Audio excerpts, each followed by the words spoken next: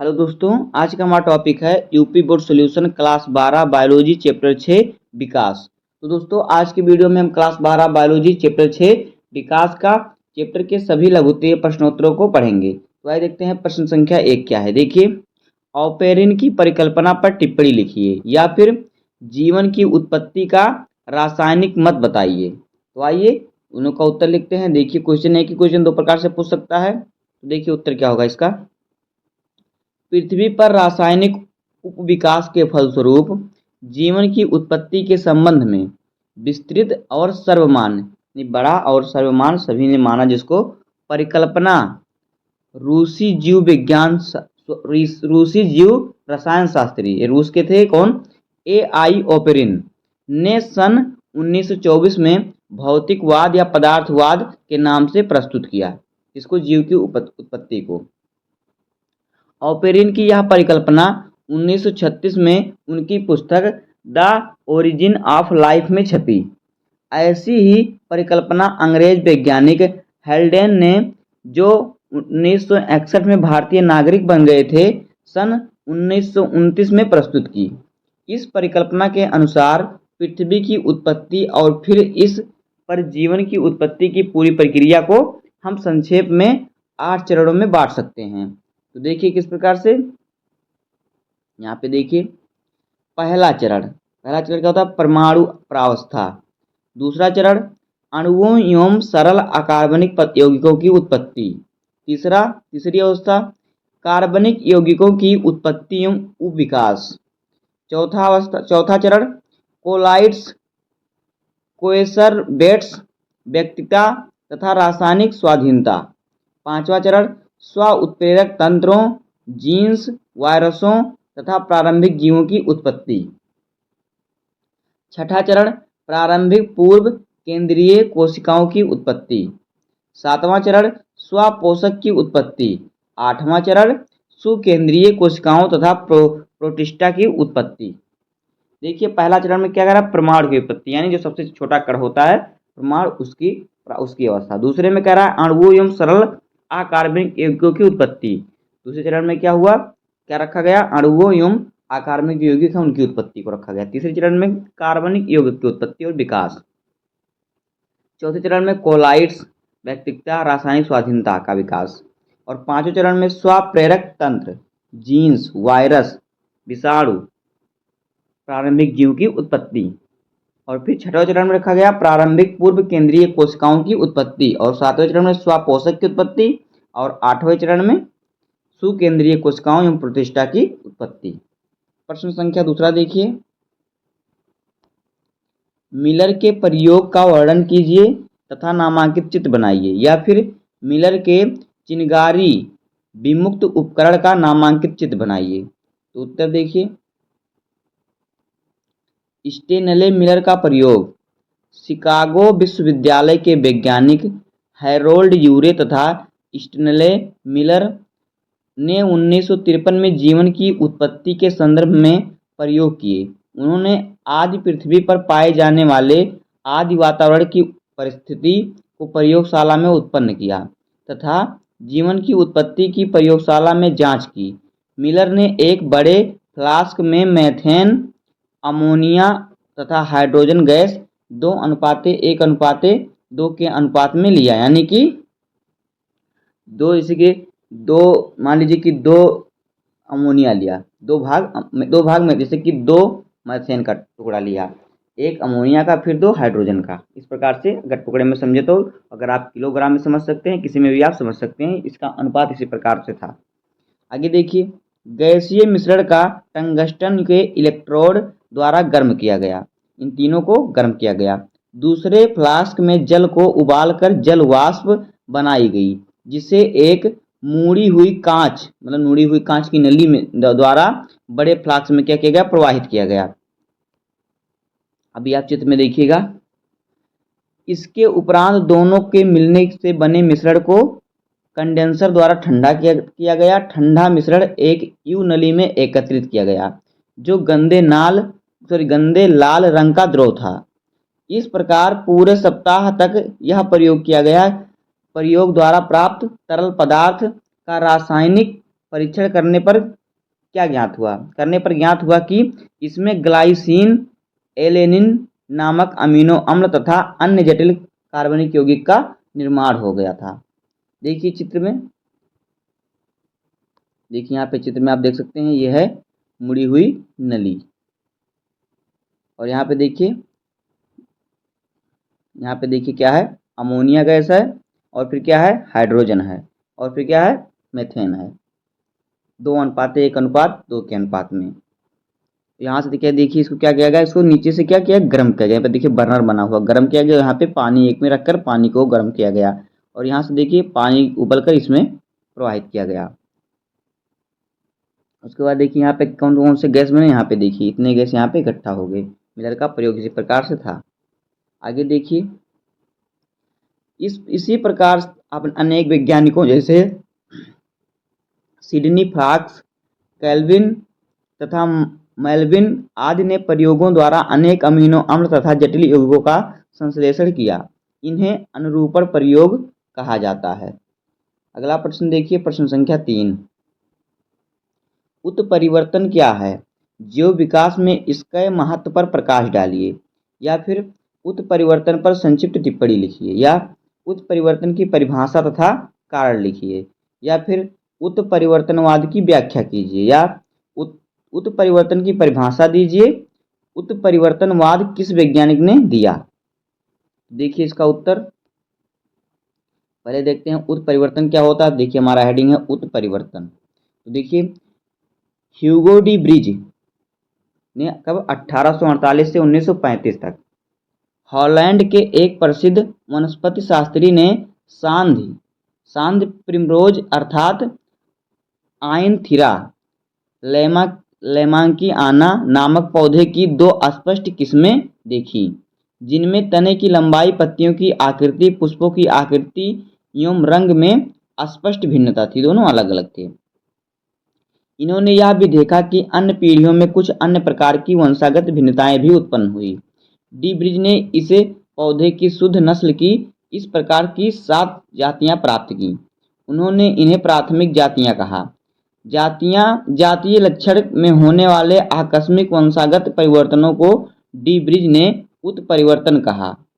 जो आकस्मिक होते हैं, जैसे कि देखिए आपके पिताजी से आप अलग हैं, एक जैसे नहीं, कुछ परिवर्तन है, तो यही क्या उत्परिवर्तन है। सन 1901 में उन्होंने इस संबंध में एक उत्परिवर्तन सिद्धांत प्रस्तुत किया। देखिए आगे, उन्होंने बताया कि नई जीव जातियों का विकास लक्षणों में छोटी व अस्थिर भिन्नताओं के प्राकृतिक चयन द्वारा न होकर एक ही बार में स्पष्ट एवं वंशागत आकस्मिक परिवर्तनों तथा उत्परिवर्तनों के द्वारा होता है।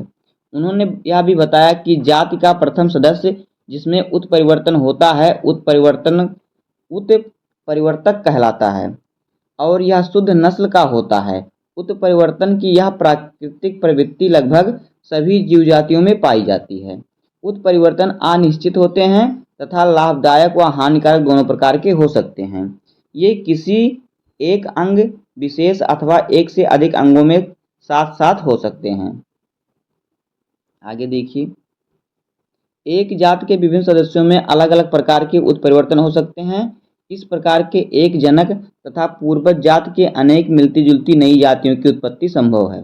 ये उत्परिवर्तन जनन द्रव्य में होते हैं, इनसे उत्पन्न भिन्नताएं वंशागत होती हैं। मॉर्गन ने 1909 में क्या किया, डी ब्रिज के विचारों से असहमति व्यक्त करते हुए ड्रोसोफिला नामक फल मक्खी पर आधारित अपने अध्ययन के अनुसार उत्परिवर्तनों को आकस्मिक रूप से होने वाले परिवर्तन बताए, जो जीन या गुणसूत्रों पर होते हैं।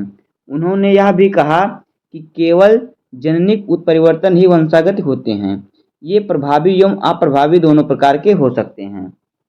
प्रभावी उत्परिवर्तन शीघ्र ही अभिव्यक्त हो जाते हैं, जबकि अप्रभावी उत्परिवर्तन कई पीढ़ी बाद भी प्रकट हो सकते हैं। घातक उत्परिवर्तन प्रायः अप्रभावी होते हैं। उत्परिवर्तन की दर विकिरण, रासायनिक उत्परिवर्तनों तथा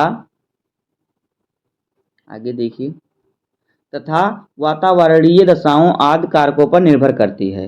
उत्परिवर्तन शरीर के लगभग सभी लक्षणों को प्रभावित कर सकते हैं।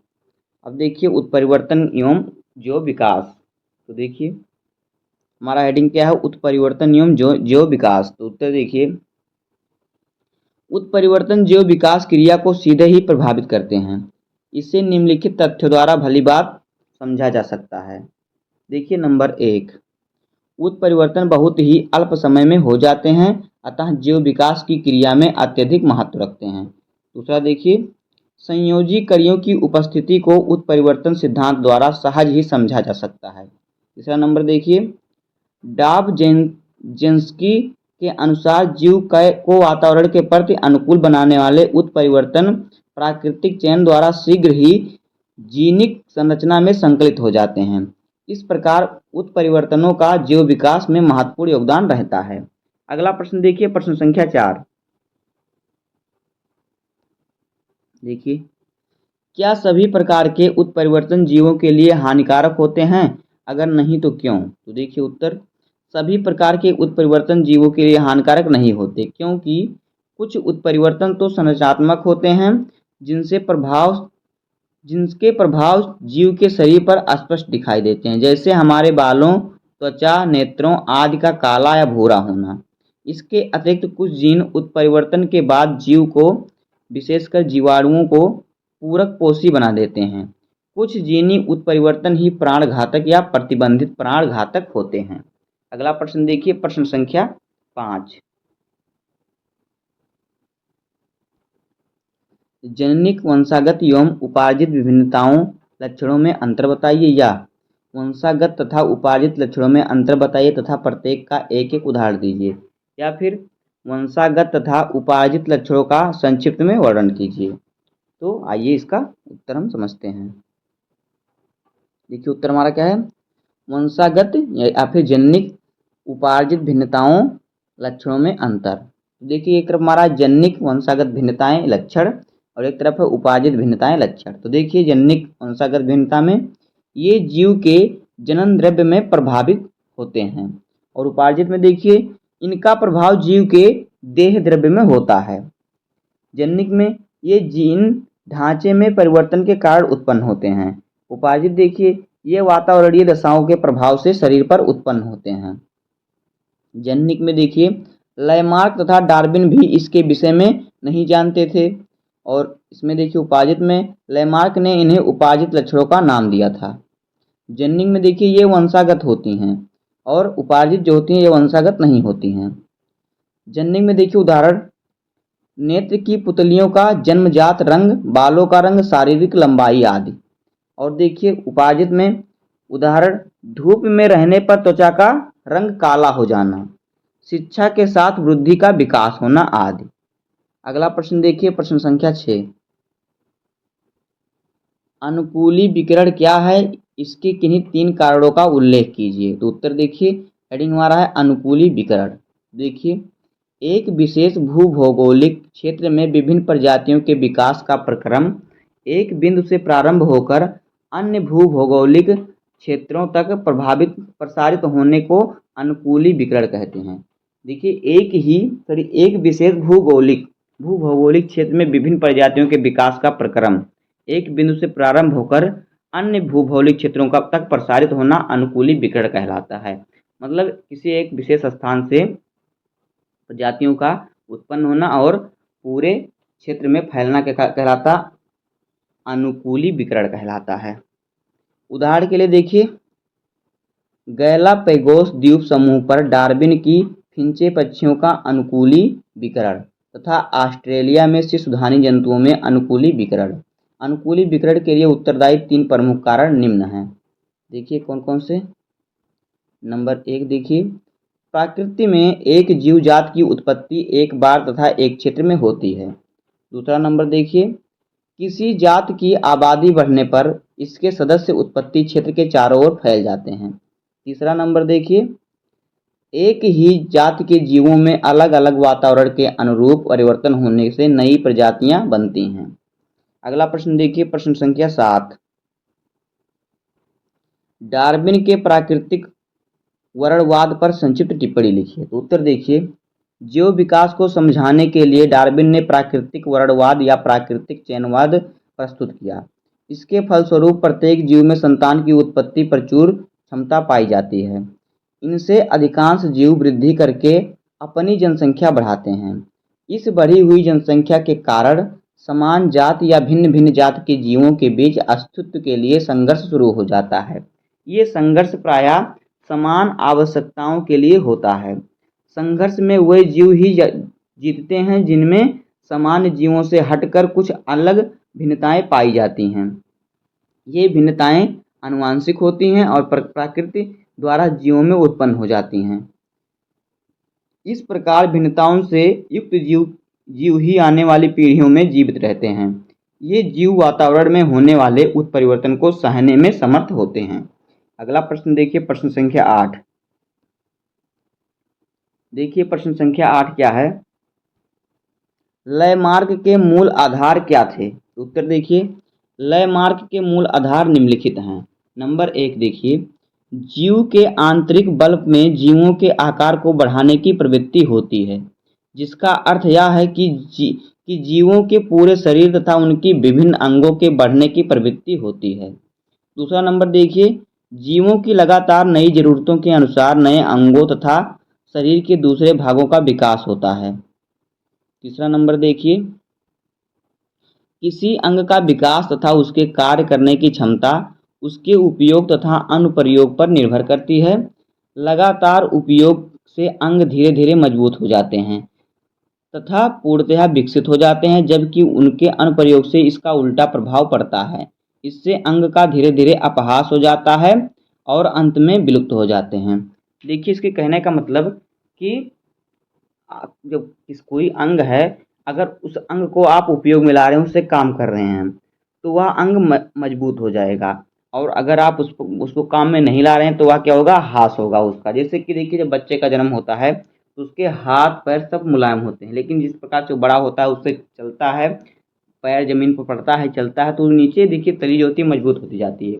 अगर बच्चे को ना चलाया जाए तो वो मुलायम ही रहेगा, तो वो उपयोग में लाया जाता है तो मजबूत होता है। चौथा नंबर देखिए, इस प्रकार के जीवन काल में आए परिवर्तनों को जीव उपार्जित कर लेता है और उसे आनुवंशिकी द्वारा अपनी संतान में पहुंचा देता है। अगला प्रश्न देखिए, प्रश्न संख्या 9।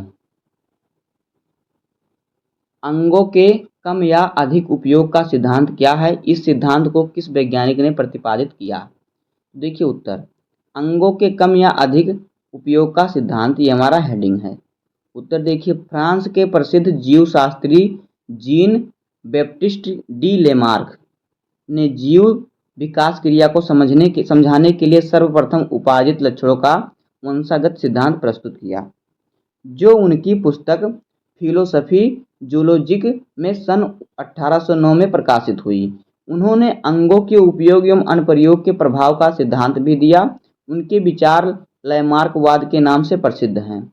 उनके अनुसार वातावरण के प्रभाव के, अंगों में आकार वृद्धि की प्रवृत्ति होने के कारण तथा शरीर के कुछ अंगों का प्रयोग अधिक व कुछ का कम होने के कारण अधिक उपयोग में आने वाले अंग अधिक विकसित हो जाते हैं, जबकि कम उपयोग में आने वाले अंग कम विकसित हो पाते हैं। कुछ अंगों को लगातार अनुप्रयोग करने होने के कारण उनका ह्रास भी होता है और ये अवशेषी अंग के रूप में शेष रह जाते हैं या फिर विलुप्त हो जाते हैं। जीवों के जीवन काल में यह वातावरण के सीधे प्रभाव से या फिर अंगों के अधिक अथवा कम उपयोग के कारण जो शारीरिक परिवर्तन होते हैं वे उपार्जित लक्षण कहलाते हैं।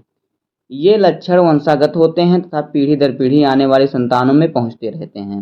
इस प्रकार हजारों वर्ष पश्चात संतानों अपने पूर्वजों से पर्याप्त भिन्न होकर नई जातियों का रूप ले लेते हैं। जैसे कि देखिए जो चिंपैंजी था आज का मनुष्य है, इसी प्रकार से समय बीतते बीतते क्या होता है, पीढ़ी दर पीढ़ी बीतते बीतते सबका रूप रंग बदलता रहता है।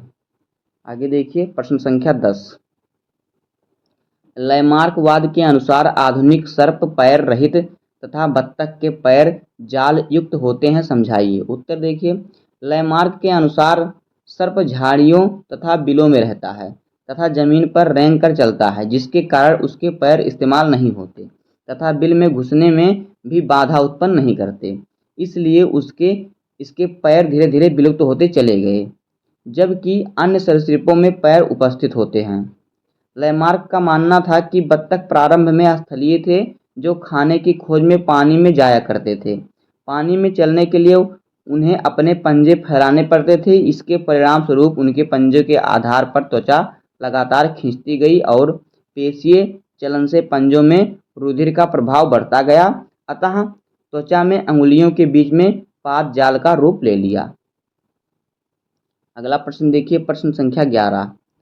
भौमिक समय सारणी क्या है? कौन सा महाकल्प सरीसृप युग कहलाता है और क्यों? उत्तर देखिए, पृथ्वी का आवरण बनने से लेकर पृथ्वी के इतिहास के संपूर्ण समय का मापक्रम भौतिक समय सारणी कहलाता है। पृथ्वी का आवरण बनने से लेकर पृथ्वी के इतिहास के संपूर्ण समय का मापक्रम क्या कहलाता है? भौतिक समय सारणी। मीसोजोइक महाकल्प को सरीसृप का युग कहा जाता है, क्योंकि इस महाकल्प में पूरी पृथ्वी पर विशालकाय सरीसृपों जैसे डायनासोर का आधिपत्य था, यानी उनका राज था। अगला प्रश्न देखिए, प्रश्न संख्या 12। मानव एवं कपि में समानताएं और असमानताएं बताइए, या फिर मानव और कपि में 4 अंतर बताइए। तो देखिए उत्तर, मानव और कपि और मानव में समानताएं। देखिए हेडिंग हमारा, कपि तथा मानव का विकास समस्त पूर्वजों से हुआ है। दोनों के लक्षणों में अनेक समानताएं मिलती हैं, जैसे वक्ष भाग का चौड़ा होना, अंगुलियों में नाखून का होना, मस्तिष्क एवं कपाल गुहा का चौड़ा होना, सिर बड़ा, गर्दन के व पाद अपेक्षाकृत लंबे यानी पैर, पूंछ का अभाव, प्रत्येक भौं के नीचे हड्डी का उभार, पोषण, शाकाहारी कभी कभी मांसाहारी, पति पत्नी के रूप में गृहस्थ जीवन की भावना का विकास आदि। अगला देखिए क्या कह रहा है, कपि और मानव में अंतर। देखिए कपि और मानव में अंतर देखिए क्या होता है। एक तरफ हमारा है कपि और एक तरफ है मानव। तो देखिए कपि में क्या होता है, कपि के अग्रपाद लंबे व घुटनों के नीचे तक पहुंचते हैं।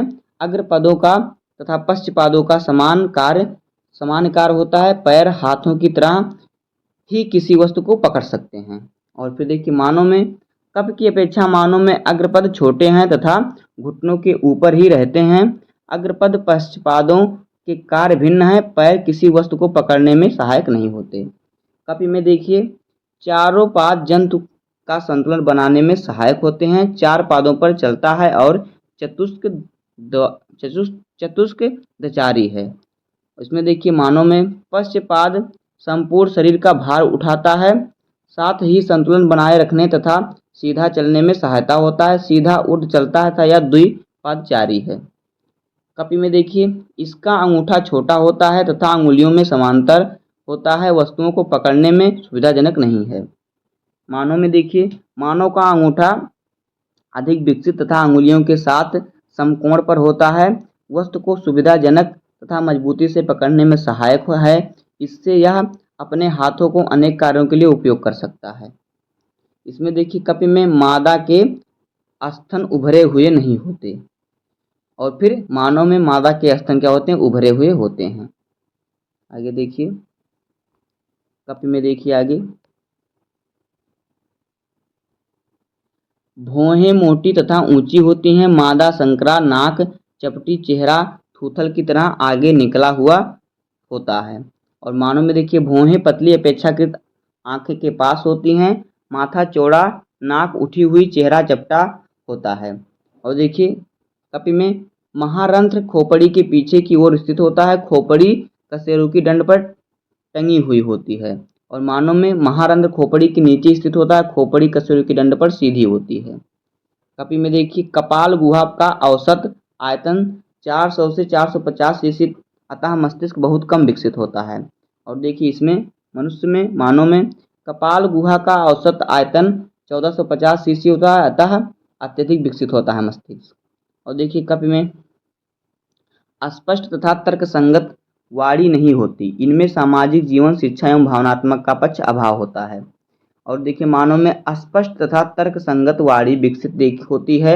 इनमें सामाजिक जीवन तथा शिक्षा का भावात्मक सुविकसित होता है। कपि में देखिए कपि पेड़ों पर वास करते हैं, अर्थात वृक्षाश्रयी होते हैं। और मानव स्थलवासी है। तो देखिए कपि और मानव में इतना ही अंतर है। कपि क्या है, वो पेड़ों पर वास करता है, पेड़ों पर रहता है, और जो मानव है वो क्या है, स्थलवासी है, वो जमीन पर रहता है। और कपि में क्या होता है, ये अपने चारों पैरों से चलते हैं। देखिए बंदर जब आते हैं आपके पेड़ पर या फिर घर के ऊपर जाते हैं तो चारों पैरों से चढ़ते हैं, और मनुष्य दो पैर से चलता है। तो कपि तो आप समझ ही गए होंगे, कपि का अर्थ होता है बंदर। तो बस दोस्तों आज की वीडियो में इतना ही।